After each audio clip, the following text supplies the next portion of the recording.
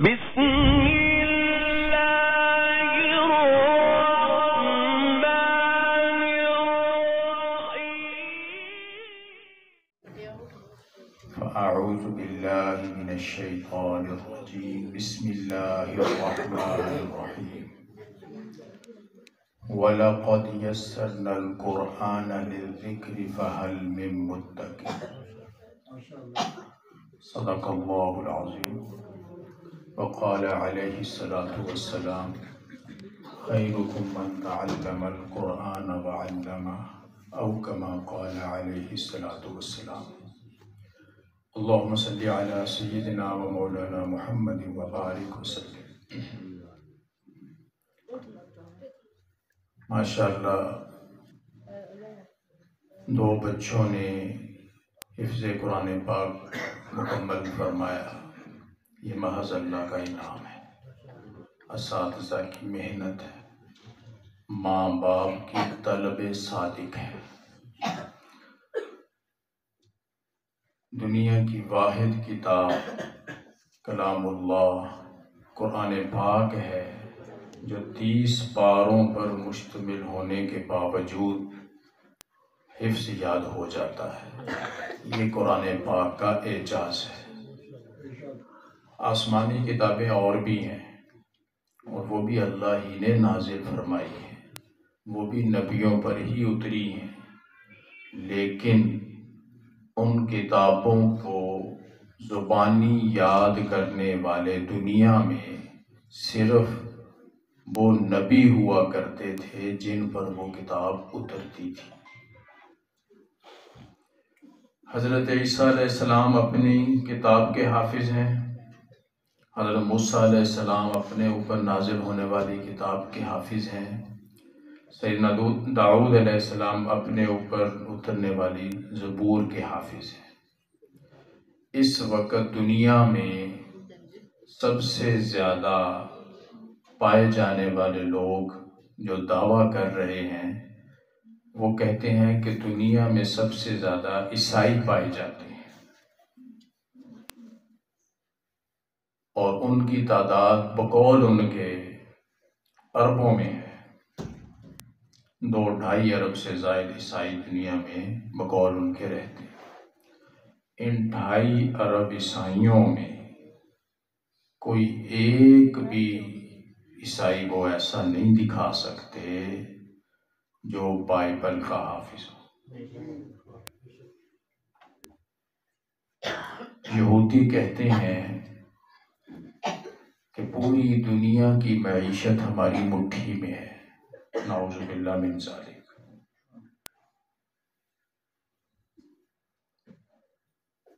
معیشت تو اللہ کے ہاتھ میں ہے. اور کہتے ہیں کہ ہم پوری دنیا کو کنٹرول کیے ہوئے ہیں. اگر ان سے پوچھا جائے کہ تمہارا یہ دعویٰ ہے کہ ہم بھی آسمانی کتاب رکھتے ہیں، تو پوری یہودیت میں سے کوئی ایک حافظ دکھاؤ اپنی کتاب کا. نہیں دکھا سکتے. لیکن اگر مسلمانوں سے یہ کہا جائے کہ آپ قرآن پاک کا حافظ دکھائیں، تو یہاں سوال یہ ہوگا 6 سال کی عمر کا دکھائیں، 7 سال کی عمر کا، 8 سال کی، 100 سال کی عمر کا دکھا دیں. اچھا امیر دکھائیں، وہ بھی حافظ ہم آپ دکھا سکتے ہیں. غریب، وہ بھی حافظ دکھا سکتے ہیں. فوج کا جنرل دکھا دیں، وہ بھی حافظ قرآن ہے. ایک ریڑھی چلانے والے کا بچہ دکھائیں، وہ بھی حافظ قرآن ہے.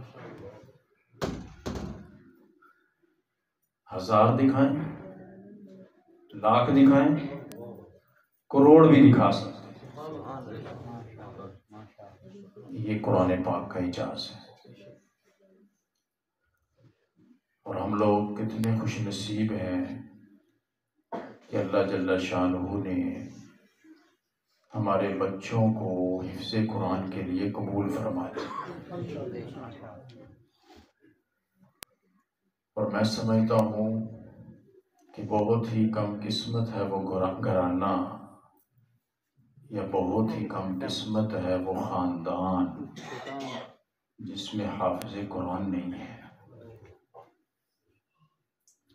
اس کی سوچ اور فکر کرنی چاہیے کہ میرے خاندان میں کوئی حافظ نہیں ہے، میرے گھرانے میں 8 افراد ہیں، ان میں سے ایک بھی حافظ نہیں ہے۔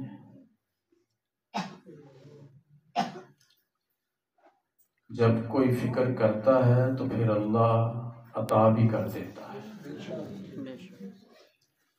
اگر نوعیت اس قسم کی ہو چکی ہے کہ آپ سمجھتے ہیں کہ اب میرے گھرانے کے افراد میں کوئی ایسا اس عمر میں ہے نہیں کہ جو حفظ کر سکے، تو کم از کم جو حفظ کر رہے ہیں بچے مدرسے میں، ان میں سے کسی ایک بچے کی کفالت اگر آپ نے لے لی تو آپ کے کھاتے میں وہ حافظ قرآن ڈال دیا جائے۔ اس لیے کسی نہ کسی طریقے سے ہم حفاظ قرآن سے تعلق جوڑیں۔ بچہ چھوٹا سا آیا تھا اسٹیج پہ، وہ آپس میں مکالمہ کر رہے تھے 2 بچے، اور قرآن کے اوپر ہی انہوں نے مکالمہ کیا۔ اس میں ایک نے پوچھا کہ آپ بتائیں قرآن حفظ کرنے کی کیا فضیلت ہے، تو دوسرے نے نبی علیہ السلام کی حدیث مبارکہ کا مفہوم فرمایا کہ حافظ قرآن کو قیامت کے دن 10 ایسے گھرانے کے 10 ایسے لوگوں کی صفات کا رب حق دے گا جن پہ جہنم واجب ہو چکی ہوگی۔ جنت کے 10 ویزے کس کو ملیں گے؟ اور میرے گھر میں ایک بھی نہیں۔ سوچنے کی بات ہے۔ اس لیے بھائی نیت کریں کہ انشاءاللہ اپنے خاندان میں، اپنے گھرانے کے افراد میں کوئی ایک بچہ تو حافظ بنانا ہے۔ یہ دنیا والے کیا انعام دیتے ہیں حافظ کو، اپنی حیثیت کے بغیر ہر کوئی دیتا ہے۔ ہمارے مدرسے کے مفتی شعیب صاحب نے بھی ماشاءاللہ بچوں کی حوصلہ افزائی کی، کسی کو 1000 انعام دیا، کسی کو 500 دیا۔ اللہ پاک حفاظ کو کیا انعام دیں گے۔ میں یہ ایک حدیث سنا کے پھر بات ختم کرتے ہیں، کافی دیر ہو چکی ہے۔ حضور علیہ السلام نے فرمایا ان فی الجنت نہرا، جنت میں ایک نہر ہے، اسمہ ریان، نام اس کا ریان ہے۔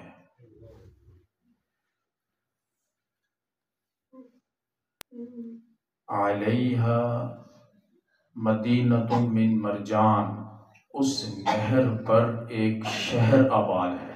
حقیقت میں وہ ایک محل ہے، وہ اتنا بڑا ہے کہ لگتا شہر ہے۔ اس نہر پر ایک محل، ایک شہر نما محل ہے، مرجان کا بنا ہوا، ایک موتی ہے، بے جوڑ موتی ہے، اتنا بڑا ہے کہ یہ زمین اس موتی کے اندر آ جائے۔ ہم میں سے شاید کوئی بھی نہ ایسا ہو جس نے ساری زمین دیکھی ہو۔ اور پھر فرمایا لہو 70,000 باب من ذهب و فضہ، اس محل کے 70,000 دروازے ہیں سونے چاندی کے۔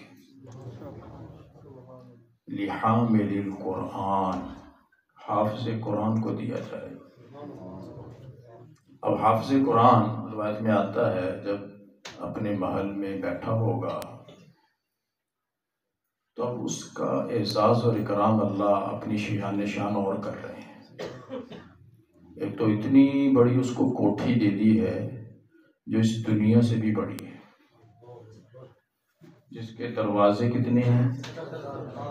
لکڑی کے ہیں، دیار کے ہیں، سونے چاندی کے دروازے۔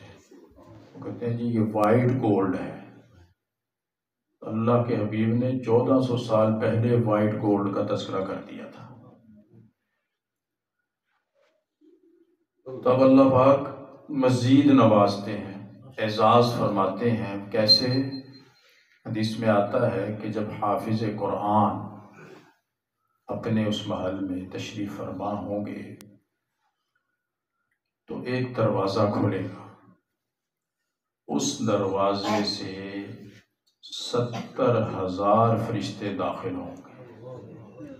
ہر فرشتے کے ہاتھ میں حافظ قرآن کے لیے ایک ہدیہ اور گفٹ ہوگا.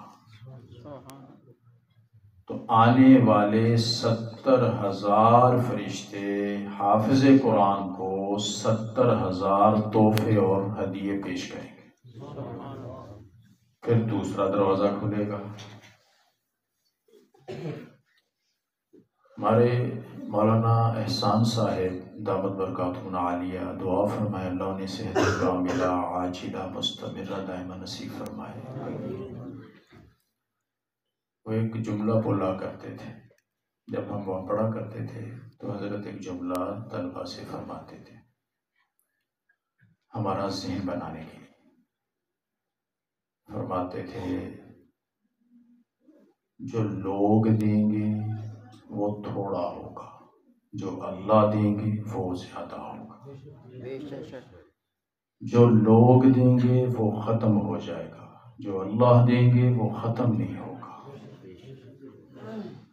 لوگ ایک کامیابی پر ایک بار انعام دیں گے، اللہ پاک بار بار دیں گے، ہر بار پچھلی بار سے بڑھ کر دیں گے. تو حدیث میں آتا ہے کہ پھر دوسرا دروازہ کھلے گا، اس دروازے سے 1,40,000 فرشتے داخل ہوں گے. پچھلے سے کتنے ہوئے تھے؟ اور اس دروازے سے دگنے 1,00,000. ہر فرشتہ ہدیہ لائے گا اور تحفہ پیش کرے گا. کس کو؟ حافظ قرآن خوش ہو جائیں. تیسرا دروازہ کھلے گا، اس دروازے سے 2,80,000 فرشتے داخل ہوں گے. ہر فرشتے کے ہاتھ میں ایک گفٹ ہوگا اور 2,80,000 گفٹ اس کو حافظ قرآن کو پیش کیے جائیں گے. چوتھا دروازہ کھلے گا تو اس دروازے سے 5,60,000 فرشتے داخل ہوں گے اور اتنے گفٹ اس کو پیش کیے جائیں گے. یہاں تک کہ حدیث میں آتا ہے کہ جب آخری دروازہ کھلے گا تو 4,90,00,000,000 فرشتے آئیں گے اور ہر فرشتے کے ہاتھ میں ہدیہ اور گفٹ ہوگا اور وہ حافظ قرآن کی خدمت میں پیش کیا جائے گا.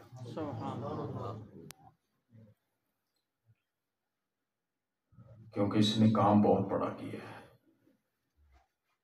دنیا میں رہتے ہوئے قرآن پاک کو حفظ کرنے کی مشقت تو اپنی جگہ، صبح صبح تہجد میں اٹھنے کی مشقت اپنی جگہ، ٹھنڈے پانیوں سے وضو کرنے کی مشقت اپنی جگہ، سبق میں لچک آ گئی تو کھڑے ہو کے یاد کرنے کی مشقت اپنی جگہ، چھٹی بند ہونے کی مشقت اپنی جگہ، لوگوں کی باتیں سننے کی مشقت بھی اس نے برداشت کی ہے.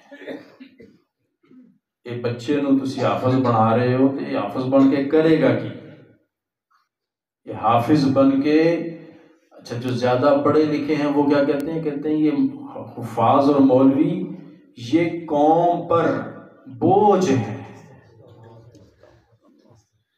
جبکہ حدیث کا مفہوم یہ ہے کہ دنیا والوں کو رزق اللہ والوں کی وجہ سے دیا جاتا ہے.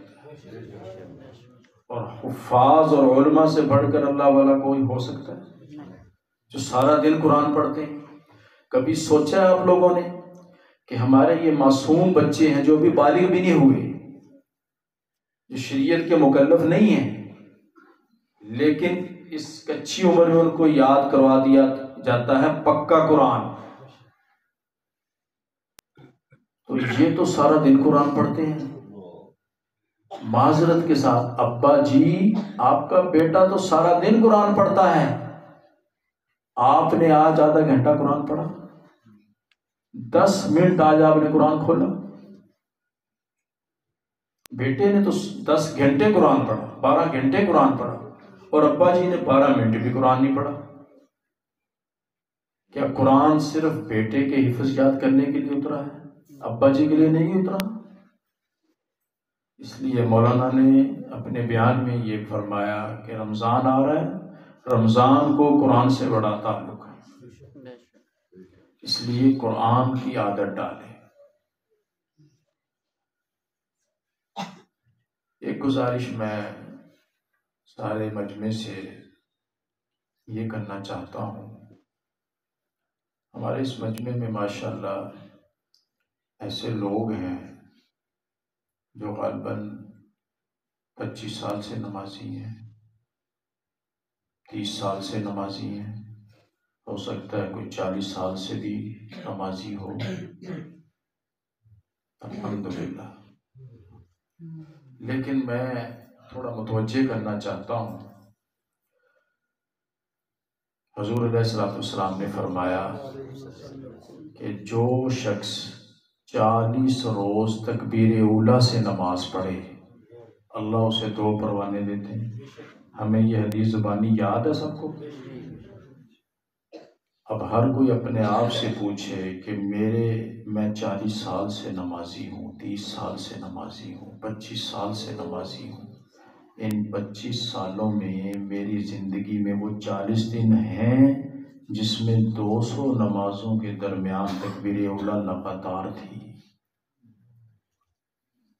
40 سال ہو گئے، 35 سال ہو گئے، 30 سال ہو گئے مجھے نماز پڑھتے ہوئے، لیکن میری زندگی میں یہ 40 دن ابھی تک کیوں نہیں آئے جس پہ 2 پروانے مجھے ملنے ہیں، جہنم سے بری ہونے کا، نفاق سے بری ہونے کا۔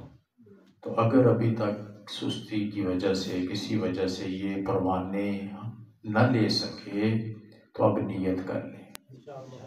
رمضان آ رہا ہے نا جی، نمازیں تو پڑھنی پہلے بھی پڑھتے رہے ہیں، اب بھی پڑھنی ہے، لیکن اس بار ہم نے نوٹ کر لیں صبح سے تاریخ، ہم نے 40 دن لگاتار امام صاحب کی اللہ اکبر کے ساتھ اللہ اکبر کہہ کے نماز شروع کر لی، اور پورے 40 دن کی 200 نمازیں پوری کرنی ہیں، تاکہ ہمیں رسول اللہ صلی اللہ علیہ وسلم کا ارشاد فرمایا ہوا یہ پروانہ نصیب ہو جائے۔ ایسے خوش نصیب ہیں لوگ، بعض 40 سال ہو گئے تکبیر اولیٰ فوت نہیں ہوئی، 10 سال ہو گئے تکبیر اولیٰ فوت نہیں ہوئی، انہوں نے نیت کی ہے۔ جو لوگ جمعہ پڑھنے کی نیت کرتے ہیں وہ جمعہ ہی پڑھتے ہیں، ان سے پوچھیں بھائی جان اگلا جمعہ بھی آپ پڑھیں گے نا؟ تو گھور کے دیکھتا کیوں تو میں کافر سمجھ کیوں نہیں پڑھنا؟ اللہ کا شکر ہے جدوں دی ہوش ماری میں کبھی جمعہ نہیں چھڑیا، نیت جمعے کی ہے تو جمعہ ہی اللہ نے ان کے لیے آسان کیا ہوا ہے۔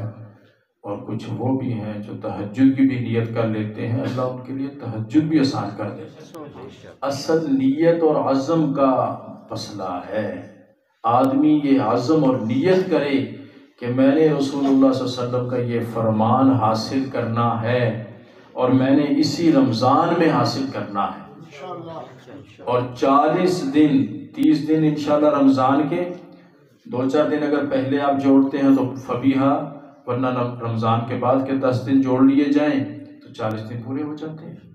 کون کون نیت کرتا ہے؟ سارے ماشاءاللہ تیار ہیں۔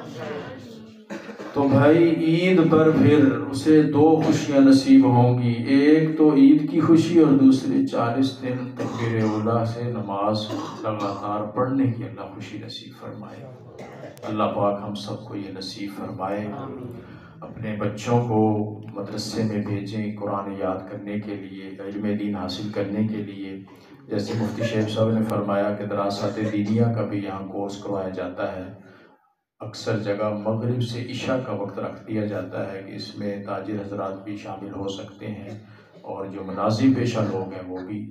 سردیوں میں عشاء کے بعد رکھ دیا جاتا ہے 1-1.5 گھنٹہ، دکانیں بند ہو جاتی ہیں، ملازم پیشہ بھی فارغ ہوتے ہیں، 1-1.5 گھنٹہ اگر ہم یومیہ دینا شروع کریں تو سال جب ختم ہوگا نا تو انشاءاللہ ہمیں قرآن صرف دیکھ کر پڑھنا نہیں آئے گا بلکہ قرآن کا ترجمہ کرنا بھی آ جائے گا، وہ بھی ہمیں سمجھ آئے گی کہ اللہ ہم سے کیا فرما رہے ہیں، ہمیں حدیث مبارکہ کا ترجمہ بھی آئے گا اور ہمیں 24 گھنٹے کے زندگی کے مسائل سے آشنائی بھی آ جائے گی۔ اس لیے بھائی اس میں تو سارے ساتھی رمضان کے بعد یہ شروع ہو جائے گا انشاءاللہ، عید کے 10ویں دن، ٹھیک ہے جی، عید کے 10ویں دن انشاءاللہ شروع ہوگا۔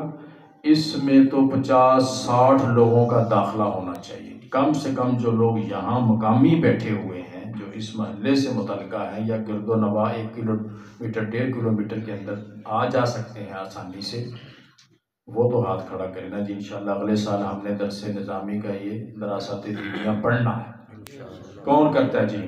اس میں عمر کی کوئی قید نہیں، چاہے کوئی 50 سال کا ساتھی آئے گا، کوئی 70 سال کے بزرگ بھی تشریف لائیں گے، تو انشاءاللہ اس کا ایک سب سے بڑا فائدہ پتہ کیا ہوگا؟ رسول اللہ صلی اللہ علیہ وسلم کے مہمانوں میں آپ کا نام آ جائے گا، طالب علموں میں آپ کا نام آ جائے گا۔ اللہ پاک جو یہ ہمارا پروگرام ہوا ہے اسے اپنی بارگاہ میں قبول فرمائے، اور یہ پہلے سال کا نتیجہ ہے ماشاءاللہ، 2 بچوں نے حفظ بھی پورا کیا ہے، اور پھر الحمدللہ 3 بچوں نے درس نظامی کو بھی شروع کیا، یعنی عالم بننا شروع کر دیا، ایک ساتھ پورا کیا، اور اللہ پاک نے اس کاوش اور محنت کو قبول فرما کے اور ہماری اس پیاری مسجد اور اس کے مدرسے کی اس محنت کو اللہ نے قبول فرمایا، تو اللہ نے 4 کنال سے زیادہ جگہ بھی عطا فرما دی۔ اللہ پاک بندے کو حوصلہ دیتے ہیں، انعام دیتے ہیں کہ میرے بندے تو میرے دین کے لیے محنت کر، تیرے لیے آسانیوں کے راستے میں کھولوں گا۔ تو میری اور آپ کی خوش نصیبی ہے کہ اس کار خیر میں ہم کسی نہ کسی اعتبار سے جڑتے رہیں۔ اللہ جل شانہ ہمیں عمل کی توفیق عطا فرمائے۔ درود شریف پڑھ لیجیے۔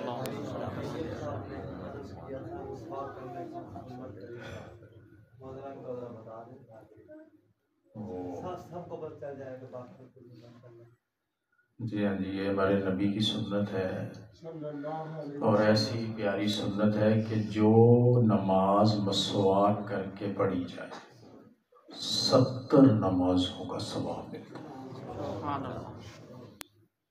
اور جمشید صاحب کے تبلیغ کی طرف متوجہ ہونے کا ذریعہ اور سبب وہ ایک سادہ سے ساتھی کی مسواک کا واقعہ ہے کہ مولانا اٹھے تہجد میں، دیکھا ایک ساتھی رو رہا ہے، پوچھا بھی کیوں رو رہے ہو؟ اس نے کہا کہ میری مسواک کو روپیے کی مسواک ہے، تو بھی رونا پیا تو میں تینوں دے دینا۔ نہیں، بات یہ نہیں ہے، مسواک سے نماز 70 گنا ہے، اور آج میری مسواک نہ ہوئی تو میری فجر 70 گنا سے رہ جانی۔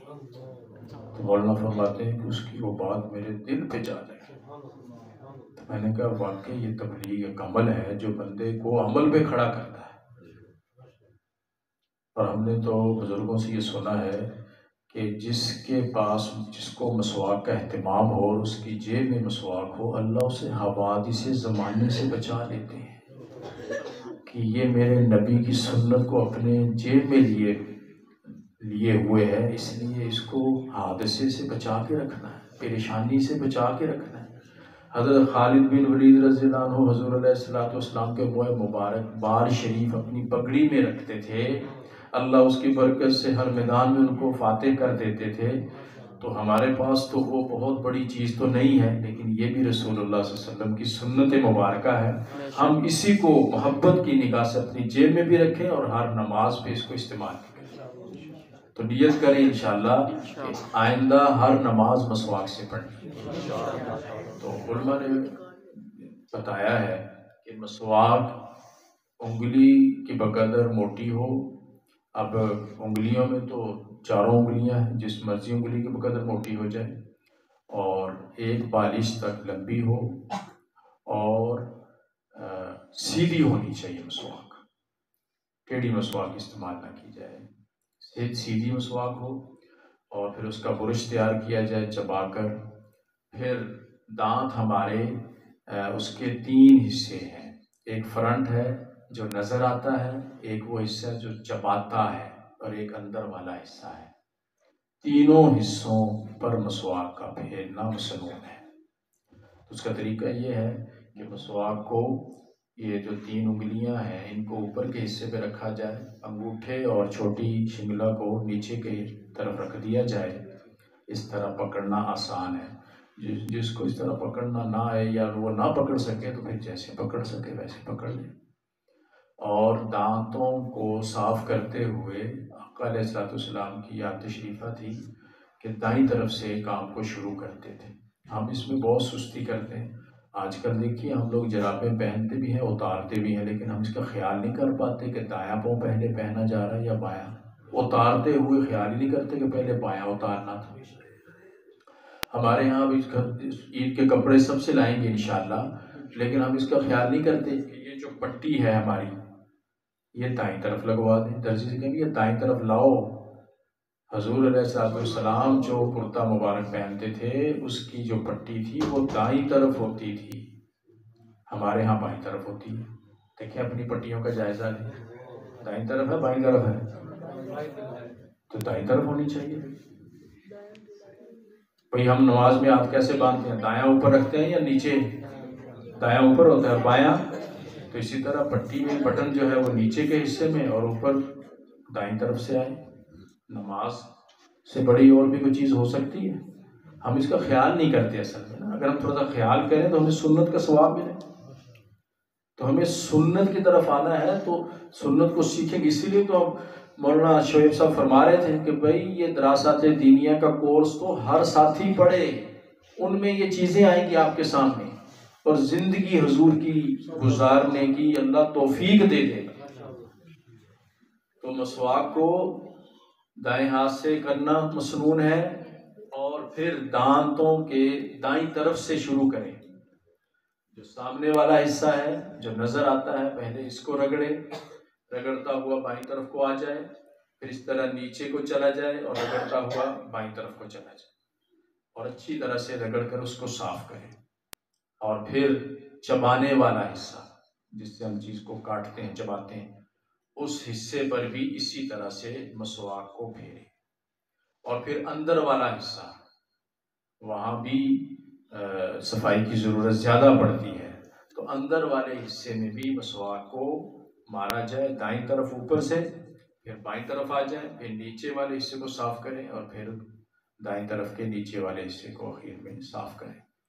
تو ہر دفعہ میں مسواک کو دھویا جائے، صاف کیا جائے، کلی کی جائے، اور دانتوں کو صاف ستھرا رکھا جائے۔ حضور علیہ السلام کو مسواک کرنے سے بہت زیادہ الفت اور محبت تھی۔ آپ کو میں بتاؤں کہ نبی صلی اللہ علیہ وسلم کا دنیا سے پردہ فرماتے ہوئے دنیا میں جو سب سے آخری عمل کیا ہے وہ مسواک تھا۔ سب سے آخری عمل رسول اللہ نے جاتے ہوئے کیا کیا تھا؟ مسواک کیا تھا۔ اور جو مسواک کا اہتمام کرے گا اسے موت کے وقت کلمہ نصیب ہو جائے گا۔ سب نیت کرتے ہیں جی؟ اللہ پاک ہمیں عمل کی توفیق۔ اللهم صل على سيدنا ومولانا محمد وعلى آل سيدنا ومولانا محمد وبارك وسلم يا أول الأولين يا آخر الآخرين يا ذا القوة المتين يا راحم المساكين يا أرحم الراحمين لا إله إلا الله الحليم الكريم سبحان الله رب العرش العظيم الحمد لله رب العالمين نسألك موجبات رحمتك وعزائم مغفرتك والغنيمة من كل بر والسلامة من كل إثم لا تدع لنا ذنبا إلا غفرته ولا هما إلا فرجته ولا حاجة هي لك رضا إلا قضيتها ولا دينا إلا أديته ولا مريضا إلا شفيته ولا ضالا إلا هديت ولا طالبا إلا علمت ولا سائلا إلا أعطيت ولا فقيرا إلا أغنيت يا أرحم الراحمين يا أرحم الراحمين يا أرحم الراحمين اے اللہ اس پروگرام میں جتنی بھی خیر کی باتیں ہوئی ہیں سب کو قبول فرما لے، ہم سب کو سارے مسلمانوں کو اس کا عامل بنا دے۔ اے اللہ ہمیں کامل ایمان اور کامل تقوی نصیب فرما، قرآن سے اور نبی کی حدیث سے ہمیں جوڑ دے، ہمیں دین کے طلبہ میں داخل فرما لے، ہمیں اخلاص عطا فرما دیجیے۔ اے اللہ ہمارے تمام بیماروں کو صحت دیجیے، پریشان حالوں کی پریشانیاں دور کیجیے، ہماری دنیا کے سارے مدارس کو قبول کیجیے، مکاتب قرآنیہ میں برکت دیجیے، مساجد کو آباد کیجیے، خانقاہوں کو آباد کیجیے، تمام تبلیغی مراکز کی حفاظت کیجیے، خیر کے پھیلنے کا ذریعہ بنائیں۔ اے اللہ ان میں کام کرنے والوں کو اخلاص کی دولت سے مالا مال فرما۔ اے اللہ پاک ہمارے فلسطینی مسلمانوں کی مدد فرما، اے اللہ ان کے گھروں کی حفاظت فرما۔ اے اللہ آپ نے حضرت مریم علیہ السلام کو اسی فلسطین کی سرزمین پر بے موسم کے پھل عطا فرمائے تھے۔ اے اللہ زمین وہی ہے، حضرت مریم بھی آپ کی نیک بندی تھی اور وہاں بھی تیرے بہت سے بندے ہیں اور وہ بھوک سے بےتاب ہیں، بچے بھوک سے بلکتے ہیں۔ اے اللہ ان کے لیے کھانے کا غائب سے بندوبست فرما، اے اللہ ذکر کو ان کے پیٹ بھرنے کا ذریعہ بنا، ان کے بیماروں کی دعاداری کا بندوبست فرما۔ اے اللہ ان کی دشمنوں سے حفاظت فرما، دشمنوں کو اسلام کی ہدایت عطا فرما، تمام اسرائیلی فوج اور ان کے کارندوں کو اے اللہ ہدایت اسلام عطا فرما۔ اگر ان بدبختوں کے نصیب میں اسلام نہیں ہے تو کم بختوں کو اپنی دھرتی سے ختم فرما۔ اے اللہ بیت المقدس کو آزاد فرما، مسلمانوں کو وہاں سجدہ نصیب فرما۔ اے اللہ ہمارے حرمین شریفین کی حفاظت فرما، اے اللہ کافروں کے ناپاک عزائم سے اس کو محفوظ فرما۔ اے اللہ ہمارے وطن عزیز پاکستان کی حفاظت فرما، ہماری حکومتیں ہوں، ہماری افواج ہو، ہمارے محکمے ہوں، ہمارے عوام ہوں، ہر ایک کو دیانتداری سے اپنی بروقت ذمہ داری نبھانے والا بنا۔ اے اللہ اپنی محبت ہمیں نصیب فرما، اپنے حبیب صلی اللہ علیہ وسلم کی کامل اتباع نصیب فرما، ہمارے متوفی کی بخشش فرما، جو مانگا ہے وہ بھی عطا فرمائے، جو ہم مانگ نہ سکے ہمارے لیے بہتر ہے وہ بھی نصیب فرما۔ آپ نے اپنے فضل سے 4 کنال سے اوپر جو جگہ دارالعلوم مدنیہ کو عطا فرمائی ہے اسے قبول فرمائے، اس کی تمام ضرورت اور حوائج کو خزانہ غائب سے پورا فرما اور اس میں برکت عطا فرما، اس میں ترقی عطا فرما اور اس کو پورے علاقے میں علم نبوت اور علم قرآن کے پھیلنے کا ذریعہ اور سبب بنا، رشد و ہدایت کے پھیلنے کا ذریعہ اور سبب بنا اور اس میں کام کرنے والوں کی زندگیوں میں برکت عطا فرما، طلبہ میں برکت عطا فرما۔ اے اللہ ہمارے تمام اداروں کو قبول فرما۔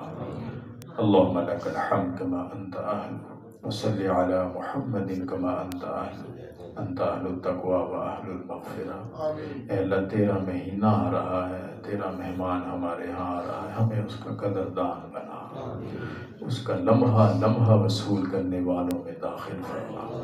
صلی علی النبی الامی الہاشمی الکریم وعلی آلہ وأہل بیتہ وأصحابہ وأمتہ اجمعین، آمین برحمتک یا ارحم الراحمین۔